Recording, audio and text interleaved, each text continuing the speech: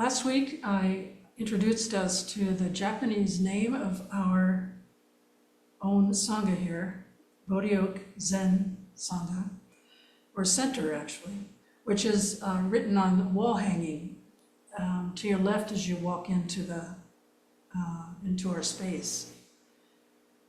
And the pronunciation of that in English I shared with you is Rintaku-ji, but it's translated as forest crossing over temple. And as you know, in Zen, crossing over suggests from one shore to the other. It's an expression of our path of practice, really, in Zen, which leads to transforming our confusion and our pain and our suffering that we might experience on one side into greater clarity, ease, and peace, which is presumably on the other side, at least symbolically. So crossing over is a metaphor for a number of things, but it's a metaphor for a practice, and is actually expressed in the word paramita, meaning arriving at the other shore, or arriving at wisdom, arriving at awakening. So we have here at Bodhioke Zen Center, at Rintaku-ji, and in our online Zendo as well, this safe, quiet space to do this work together, with the understanding that greater clarity about our own lives will manifest as a result of our practice. And we have all spoken over time of moments when we saw or felt or experienced clarity about how things truly are. And this is a part of our crossing over to the other shore.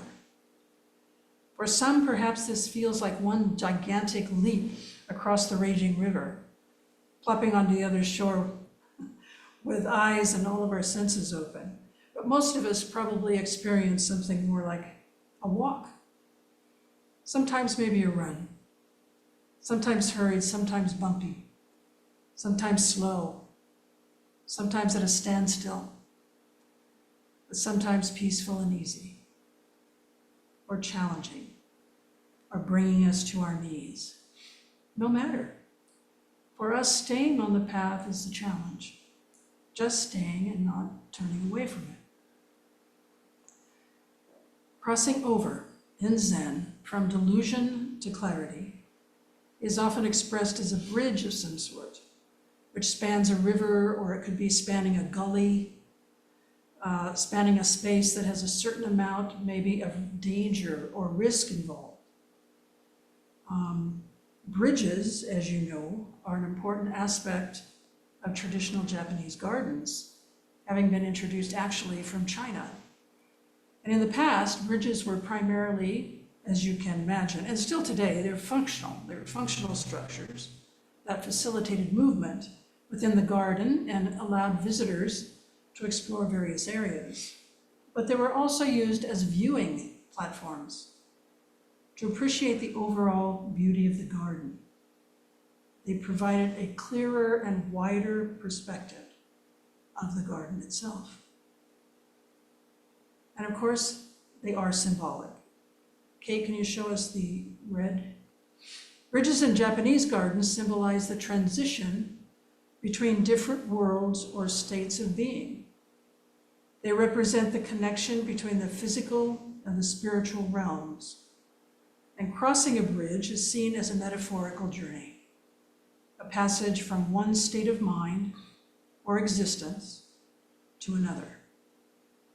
And the act of crossing a bridge is associated with leaving behind the mundane world and entering into a more refined and contemplative state. It's no wonder then that we have many Zen stories of awakening and enlightenment which include some type of bridge. Very often painted red is this one, which in China was used to ward off evil spirits. Red was associated with power and energy and vitality. Over time, the tradition of painting bridges red became deeply ingrained in Japanese garden design. And the red bridge is closely associated to Shintoism and Buddhism. of course, the two major religious traditions in Japan. And in Shintoism, thank you, Kate, red is considered a sacred color. It's often used to mark holy or significant places. The red bridge serves as a gateway to the spiritual realm, connecting the earthly world with the realm of the gods and the ancestors. So it's a kind of crossing over upon death as well. And in Buddhism, the color red symbolizes enlightenment and passion and transformation. Bridges then seem to carry great importance and symbolism for us, and they seem to be really a significant part of the journey to awakening, at least symbolically. There's a really well-known story in Buddhism of Master Joshu, who was a Chinese Zen master. Japanese for Zhaozhou, you might hear that him called that. He actually lived in the town of Zhaozhou, China, which the Japanese call Joshu, where there is a bridge, which was huge for its time. And today it's no big deal for us to see big bridges, but this bridge was built in the 6th century during the Sui dynasty. Can you show us that, please, Kate? And it's still a popular tourist attraction still today. The Zhaozhou Bridge, or Anji Bridge, forms an arch, as you can see, and it's really quite wide. You can have 2 trucks going in opposite directions that can pass each other on this bridge. And as I said, it's in the town of Joshu, or Zhaozhou, and it's very famous. So as the story goes, according to Keido Fukushima, who was an abbot at Tofukuji Monastery in Kyoto, one day a monk came to Joshu and said to him, "I've heard so much about this stone bridge of Joshu, and I really expected something big. But all I see is a small stepping stone bridge. And actually, as we have seen from the picture here, it is a big stone bridge." However, we can see that the young monk was really addressing Joshu himself. Thank you, Kate. Using the bridge as a metaphor for Joshu's greatness.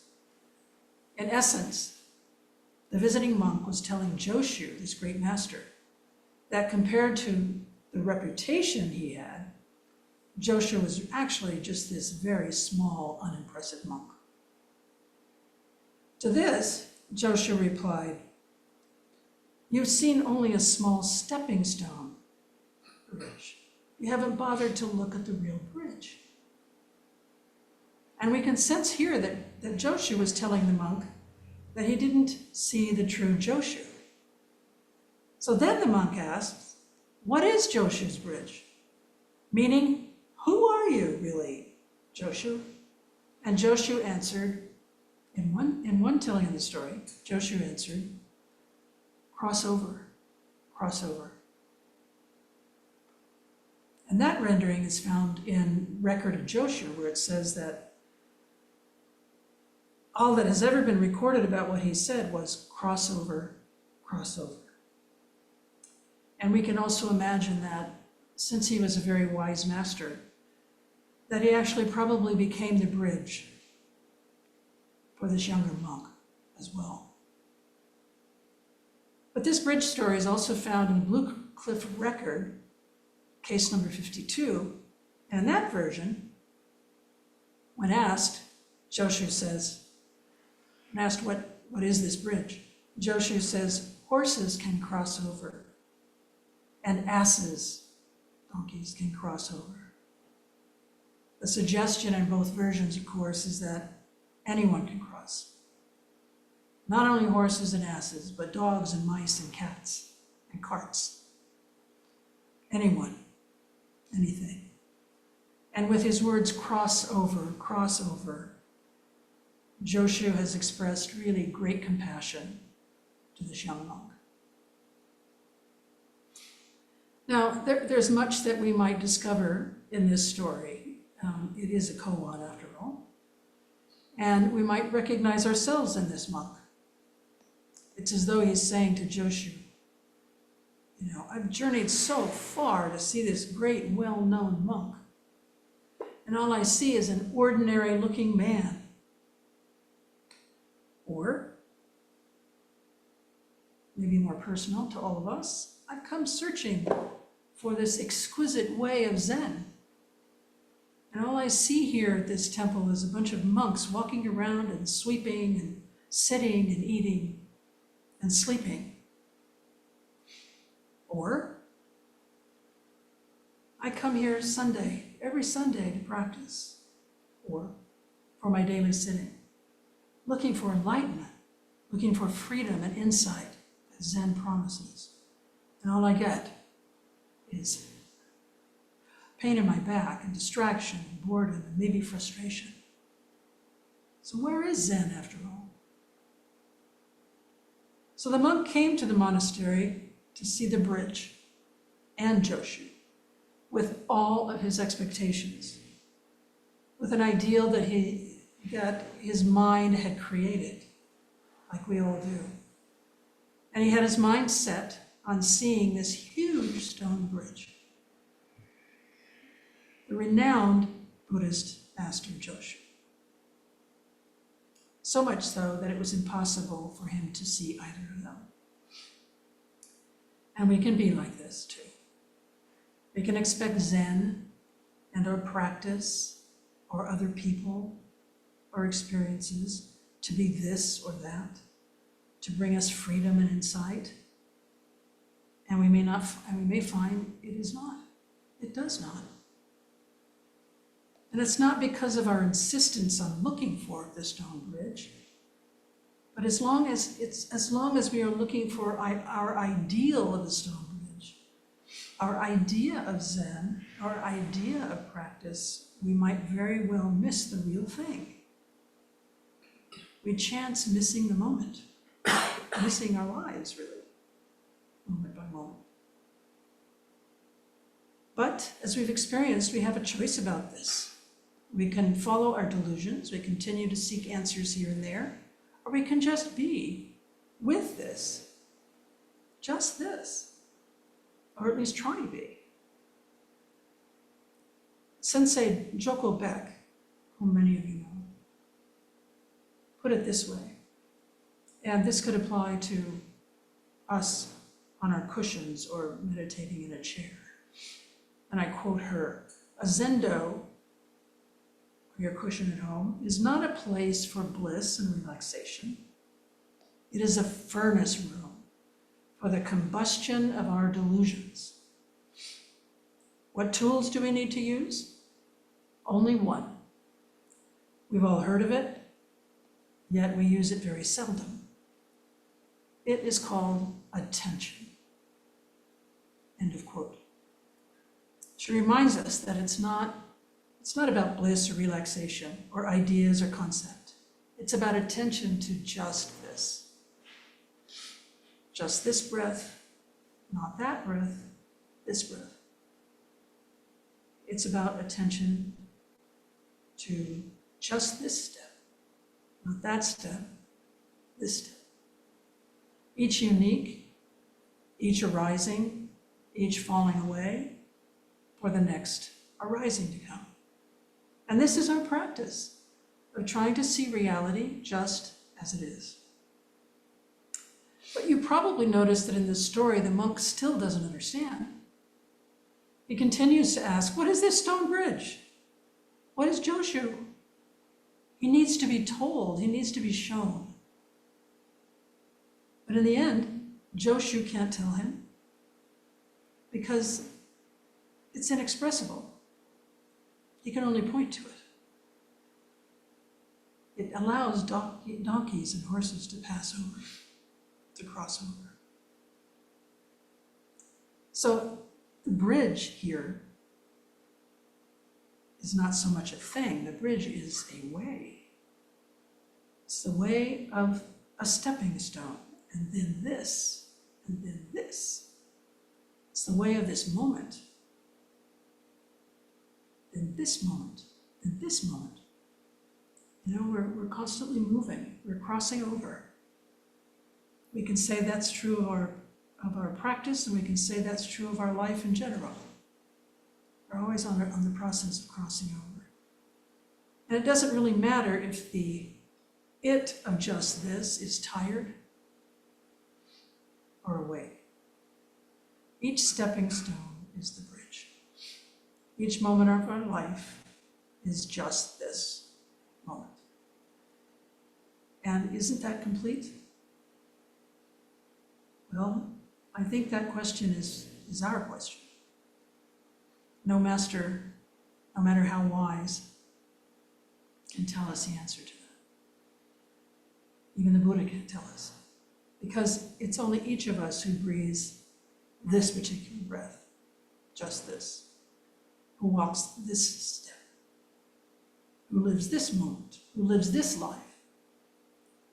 And it's up to us to choose this way, and to choose to have confidence in this way, in our path. You know, only we can wake up. Nobody can do that for us. And when we do, when we have those moments of waking up, or that feeling of waking up, we'll have no doubt that this stepping stone is the bridge. We will know. We will know that no matter how painful or difficult this journey is, this particular moment is all right.